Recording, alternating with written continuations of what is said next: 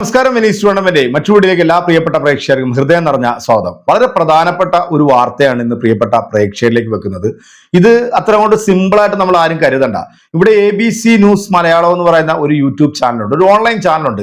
ഈ ചാനല് കേരളത്തിലെ ഏറ്റവും വലിയ നമ്പർ 1 വർഗീയത പ്രൊഡ്യൂസ് ചെയ്യുന്ന ഒരു ചാനലാണ്. ഒരു പക്ഷെ നിങ്ങളിൽ പല ആൾക്കാരും ഈ ഒരു ചാനൽ കണ്ടു കാണും. ഇതിൻ്റെ അകത്ത് അവതാരകനായിട്ട് വരുന്ന ഒരു വേട്ടാവളിയൻ, ഈ വേട്ടാവളിയനും ഇതിനകത്ത് അവതാരകരായിട്ട് വിളിക്കുന്നവരെല്ലാം കൊടിയ മതവർഗീയവാദികളായിട്ടുള്ള ആൾക്കാരാണ് ഈ ചാനലിനകത്ത് വിളിച്ചിരുത്തിക്കൊണ്ട് ചർച്ച ചെയ്യുന്നത്. ഇതിനകത്തുള്ള ചർച്ച എന്ന് പറയുന്നത് ഒരു മതവിഭാഗത്തെ മാത്രം ഫോക്കസ് ചെയ്തിട്ടുള്ള ചർച്ചകളാണ്. കാരണം മറ്റു മതവിഭാഗത്തെ കുറിച്ചിട്ടൊന്നും ഈ ഒരു ചാനലിനകത്ത് ചർച്ച ഞാൻ ഇതുവരെ കണ്ടിട്ടില്ല. അല്ലെങ്കിൽ നിഷ്പക്ഷമായ രീതിയിൽ ഇതിനകത്തൊരു ചർച്ച ചെയ്യുന്നതൊന്നും ഞാൻ കണ്ടിട്ടില്ല.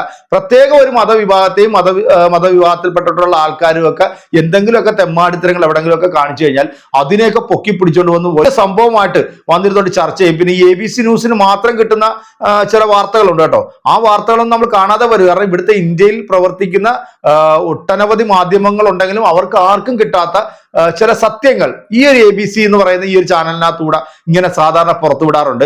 നമ്മുടെ ഒരു സുഹൃത്തായിട്ടുണ്ടായ അപ്രിയ സത്യങ്ങൾ എന്ന് പറഞ്ഞാൽ വിനോദ് നായർ എന്ന് പറയുന്ന ഒരു മനുഷ്യൻ നിങ്ങൾക്ക് എല്ലാവർക്കും അറിയാം. അദ്ദേഹത്തിന്റെ വീഡിയോകൾ കാണാത്ത ആൾക്കാർ ഇപ്പൊ ചുരുക്കമാണ്. കാരണം അദ്ദേഹം നമ്മുടെ കേരളത്തിന്റെ ധ്രുവറാട്ടി, നമ്മുടെ ഇന്ത്യയുടെ ധ്രുവറാട്ടിയെ പോലെ കേരളത്തിന്റെ ധ്രുവറാട്ടി എന്ന് പറയാം. അതുപോലത്തെ കണ്ടന്റുകൾ എടുത്തുകൊണ്ടാണ് പുള്ളി സംസാരിച്ചുകൊണ്ടിരിക്കുന്നത്. കാരണം പലരും ചെയ്യാൻ മടിക്കുന്ന കാര്യങ്ങൾ വളരെ ധൈര്യത്തോടു കൂടി അദ്ദേഹം ചെയ്യാറുണ്ട്. അദ്ദേഹം ഈ ABC ന്യൂസിനകത്ത് വന്നിട്ടുള്ള ഇത്തരം വാർത്തകളെയൊക്കെ പൊളിച്ചടിക്കിയപ്പോഴത്തേക്ക് ഇദ്ദേഹത്തിനെതിരെ ചില ഉടായ്പ പരിപാടികളൊക്കെ ഇവന്മാർ കാണിച്ചിരുന്നു. എന്നാൽ അതൊക്കെ ഇവിടുത്തെ നല്ലവരായിട്ടുള്ള ജനങ്ങളുടെ സപ്പോർട്ടും ദൈവത്തിന്റെ ഒക്കെ വലിയ അനുഗ്രഹമൊക്കെ കൊണ്ട് അദ്ദേഹം ഇപ്പൊ നല്ല രീതിയിൽ തന്നെ വീഡിയോകളൊക്കെ ചെയ്തു പോകുന്നുണ്ട്. ഇതൊരു ചെറിയൊരു പഴയ ഒരു വീഡിയോ ആണ്. കാരണം ഇത്രയും വർഗീയത ഇവന്റെയൊക്കെ മനസ്സിലുള്ളത് കൊണ്ടാണ് ഈ ചാനലിന്റെ മുഖ്യ അവതാരകനായിട്ട് ഇതിനകത്തേക്ക് എടുത്തു വെച്ചിരിക്കുന്നത്. ഹിന്ദു മഹാസമ്മേളന വേദിയിൽ ഇയാൾ ഇരുന്നുകൊണ്ട് പറയുന്ന വർഗീയത, സത്യത്തിൽ ഇതൊക്കെ സംസാരിക്കുന്നത് നമ്മുടെ കേരളം ഭരിക്കുന്നത് ആരാണ്? CPM ആണ്. കാരണം വർഗീയതയ്ക്കെതിരെ ശക്തമായ നിലപാടെടുക്കുകയും പോരാടുകയും ചെയ്യുന്ന ഒരു പ്രസ്ഥാനമാണ് നമ്മുടെ നാട് ഭരിച്ചുകൊണ്ടിരിക്കുന്ന. സത്യത്തിൽ നമുക്ക് ലജ്ജിച്ച് തലതാഴ്ത്തേണ്ട ഒരു അവസ്ഥയിലേക്കാണ് പൊയ്ക്കൊണ്ട്. കാരണം ഏത് മേഖല എടുത്തു നോക്കിയാലും കേരളത്തിൽ ആർക്കും വന്നിരുന്നുകൊണ്ട് എന്ത് തെമ്മാടിത്തരവും വർഗീയതയും പറയാൻ പറ്റുന്ന തരത്തിലേക്ക് നമ്മുടെ കേരളം മാറിയിരിക്കുന്നു. അത് നമ്മുടെ ഭരണത്തിന്റെ പിടിപ്പുകേടാണെന്ന് പറയാതിരിക്കാൻ നിവർത്തിയില്ല. പ്രത്യേക മതവിഭാഗത്തിൽപ്പെട്ട ആൾക്കാർ എന്തെങ്കിലും കാര്യം ഏതെങ്കിലും ഒരു മതത്തിന്റെ ഇതിനെ കുറിച്ചിട്ട് പറഞ്ഞു കഴിഞ്ഞാൽ ഇന്ന് നാടിന്റെ ഒരു അവസ്ഥ എന്താണ് എന്നുള്ളത് നമ്മൾ മനസ്സിലാക്കണം. കാരണം അത്തരത്തിൽ നമ്മുടെ ഈ രാജ്യത്ത്, നമ്മുടെ ഈ കേരളം എന്ന് പറയുന്ന ദൈവത്തിന്റെ സ്വന്തം നാടെന്ന് നമ്മൾ അവകാശപ്പെടുന്ന ഈ നാട്ടിൽ നിന്നുകൊണ്ടാണ് ഇതുപോലുള്ള ചില നാറികൾ വന്നിരുന്നുണ്ട് പച്ചയ്ക്ക് പൊതുവേദിയിൽ ഇങ്ങനെ വർഗീയത കൊട്ടിക്കൊണ്ടിരിക്കുന്നത്. ആ വീഡിയോ നിങ്ങൾ കണ്ടു കഴിയുമ്പോൾ നിങ്ങൾക്ക് മനസ്സിലാവും. ആ വീഡിയോ കണ്ടതിന് ശേഷം ഇതിന് കൃത്യമായിട്ടുള്ള മറുപടി എന്റെ പ്രിയപ്പെട്ട സഹോദരങ്ങളെ നിങ്ങൾ കൊടുക്കുക. നമുക്ക് നേരെ ആ വീഡിയോ ഒന്ന് കണ്ടുനോക്കാം. ഇപ്പൊ നേരത്തെ ഇവിടെ പറഞ്ഞു അധികാരം പിടിക്കുന്നതിനെ കുറിച്ച് പറഞ്ഞു. ഒരു കൊച്ചു കഥ പറയാം. കഥയല്ല സംഭവം. 6-7 വർഷങ്ങൾക്ക് മുമ്പ് എറണാകുളത്ത് കല്ലൂരുള്ള AJ ഹാൾ എന്ന് പറയുന്ന ഒരു ഓഡിറ്റോറിയം ഉണ്ട്. എറണാകുളം നഗരത്തിലെ പ്രമുഖമായ ഓഡിറ്റോറിയങ്ങളിലൊന്നാണ്. അവിടെ സിവിൽ സർവീസിന്റെ ഒരു കോച്ചിങ് ക്ലാസ് നടത്തുന്നു. മലയാള മനോരമ ദിനപത്രമാണ് സംഘടിപ്പിച്ചിരിക്കുന്നത്. അത് ഉദ്ഘാടനം ചെയ്യുന്നത് കേരളത്തിലെ പ്രമുഖനായിരുന്ന, ഞാൻ അദ്ദേഹത്തിന്റെ പേര് പറയുന്നില്ല, ഒരു മുതിർന്ന IAS ഓഫീസറാണ്. അദ്ദേഹം എൻ്റെ സുഹൃത്താണ്. അദ്ദേഹത്തിനോട് പറഞ്ഞു ഞാൻ ആ പരിപാടിക്ക് വരുന്നുണ്ട്, അത് കഴിഞ്ഞ് നമുക്കൊന്ന് കാണണം എന്ന് പറഞ്ഞു. ഈ പരിപാടി തുടങ്ങുമ്പോൾ അദ്ദേഹം ഉദ്ഘാടനം ചെയ്യുന്ന ആ ഫംഗ്ഷന് ഞാൻ പോയിരുന്നു.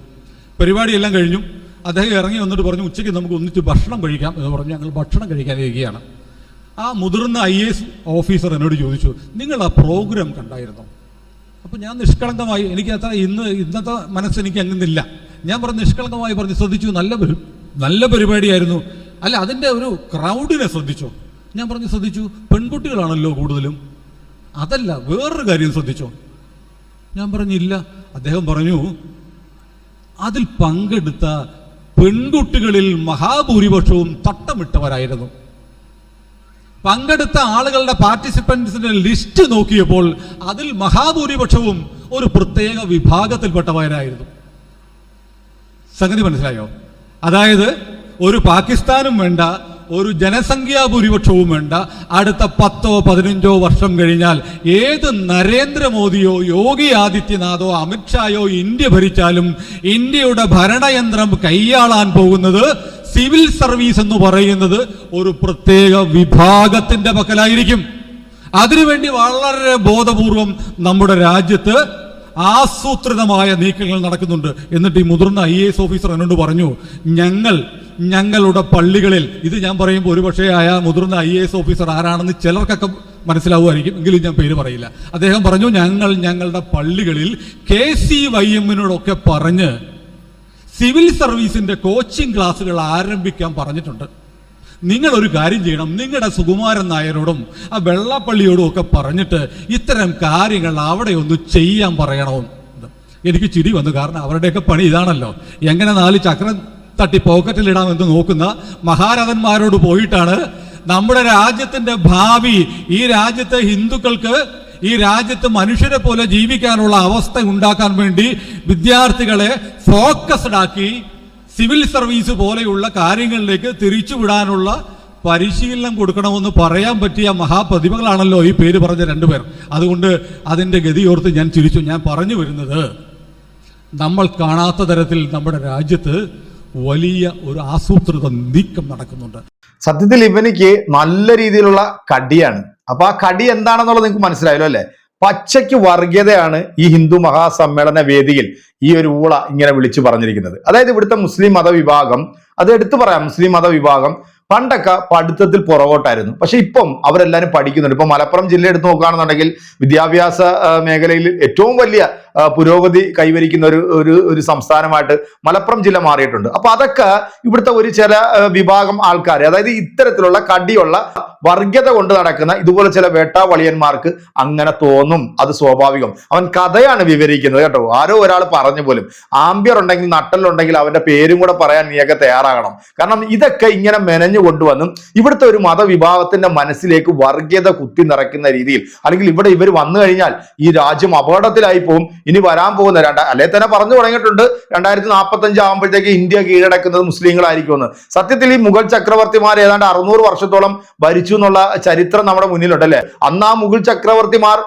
അവര് തീരുമാനമെടുത്തു, ഇനി ഈ രാജ്യത്ത് ഇനി മറ്റു മതവിഭാഗങ്ങൾ വേണ്ട എന്നൊരു തീരുമാനം എടുത്തിരുന്നു എങ്കിൽ ഇന്ന് ഈ രാജ്യം ലോകം കണ്ടൽ വെച്ചിട്ടുള്ള ഏറ്റവും വലിയ മുസ്ലിം രാജ്യമായി മാറത്തില്ലായിരുന്നോ?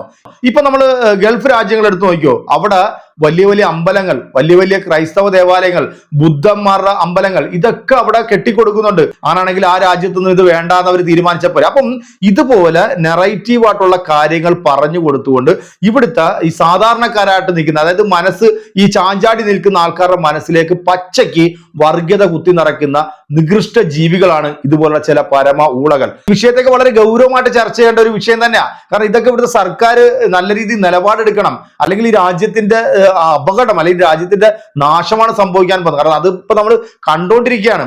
എന്തായാലും എന്റെ പ്രിയപ്പെട്ട പ്രേക്ഷകരെ, വളരെ ഗുരുതരമായിട്ടുള്ള ഒരു ആരോപണമാണ് ഈ ഊള, ഈ ABC ചാനലിന്റെ ഏറ്റവും അടുത്ത വ്യക്തിയാണ് കേട്ടോ. നിങ്ങൾ ആ ചാനലൊന്നും പോയി കണ്ടു കഴിഞ്ഞാൽ അതിനകത്ത് പറയുന്ന കാര്യങ്ങളൊക്കെ നമ്മൾ കേട്ട് കഴിഞ്ഞാൽ നമുക്ക് സഹിക്കാവുന്നതിലൊക്കെ അപ്പുറമായിരിക്കും.